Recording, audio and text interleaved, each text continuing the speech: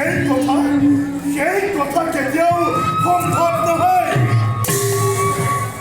অস্থিৰ আশ্ৰমলৈ আহাৰ বিচাৰি অহা মৃত্যু হ'ব নোৱাৰে।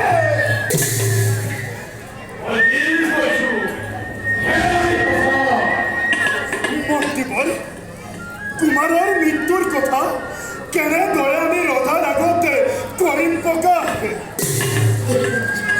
যদি কুমাৰৰ মৃত্যু হৈছে তেওঁৰ মৃতদেহ ক'ত?